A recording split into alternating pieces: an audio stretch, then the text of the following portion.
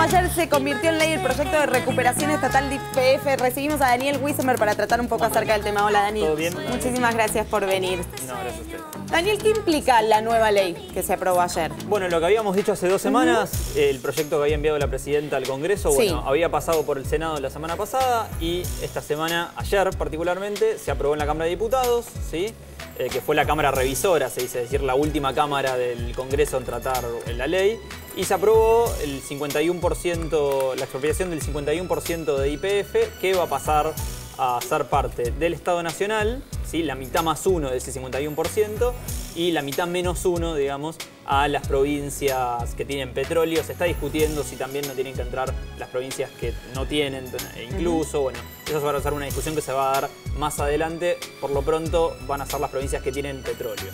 Bien. Las que tengan la mitad menos 1 de la empresa, mejor dicho, la mitad menos 1 del 51% que se expropia, el otro 49% de la empresa lo tiene el Grupo Petersen, en un porcentaje del 25%, y el 17% ahí, como habíamos dicho, accionistas minoritarios, entre los cuales hay petroleras mexicanas, grupos de diverso tipo y hasta accionistas chiquititos, que son, qué sé yo, gente que despidieron y que les pagaron con acciones, etcétera. Es decir, en ese otros está lleno de accionistas muy diversos. Aclaremos para que se entienda que lo que es la recuperación no es que significa que es una empresa exclusivamente estatal, sino que es una sociedad anónima y mixta. Sí, ¿Qué significa eso? Que no es una estatización, no es una confiscación, se expropia el 51% de las acciones y pasa a ser una sociedad mixta, es decir, con participación pública del Estado, no del gobierno. Esto siempre está bueno diferenciar Estado de gobierno. El Estado trasciende a los gobiernos, el Estado somos todos, digamos. El Estado argentino, como te decía, el Estado nacional y los estados provinciales en este caso.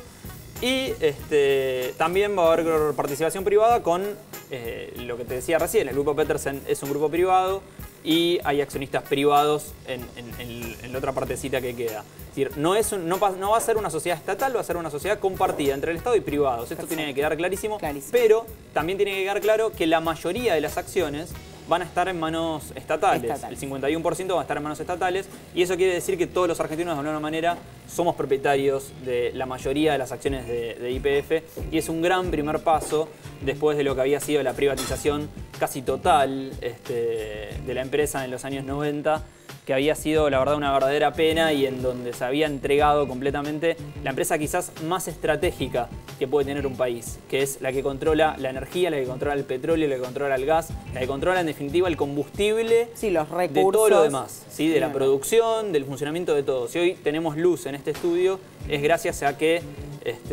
se generó energía en plantas, por ejemplo, controladas por YPF. Daniel, ¿por qué se habla de que lo que sucedió ayer fue una jornada histórica?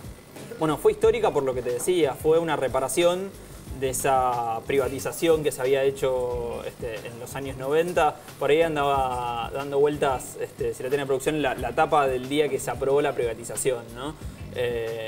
Bueno, el día de hoy es justamente la contracara de eso, la reparación de eso, la reivindicación de un gravísimo error que se cometió, quizás de los peores errores que se han cometido en la historia de la política argentina. Y está la tapa, esa fue el día siguiente del día que se privatizó. Bueno, hoy estamos en el día siguiente del día que volvió a ser mayoritariamente de los argentinos. Por eso es histórico, porque se repara algo que parecía que ya estaba perdido para siempre y sin embargo vuelve. ¿Y la votación cómo resultó al final? La votación, tanto en la Cámara de Diputados ayer como había sido la Cámara de Senadores la semana pasada, fue abrumadora por la positiva. En el Senado pasó por el 90% de los votos afirmativos, ayer más del 80%.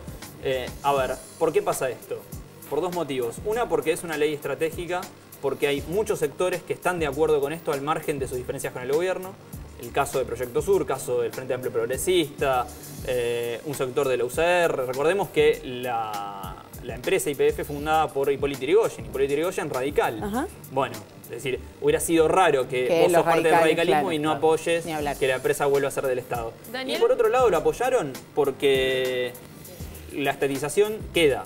Pasa este gobierno, pasarán otros gobiernos y la empresa va a seguir siendo del Estado. Es decir, cualquiera de los que está en esa Cámara y sueñe con ser presidente, qué mejor que tener YPF para el Estado que pueda administrarlo cuando sea gobierno. Es decir, me parece lógico que algunos sectores hayan votado a favor y los que votaron en contra son el PRO y algunos sectores, digamos, de derecha, que no está mal ser de derecha, pero ellos piensan que YPF no debía ser estatizada y son un sector muy minoritario no solamente en el Congreso, sino también en la sociedad. Muy bien. La gente en general está muy de acuerdo. ¿Lari?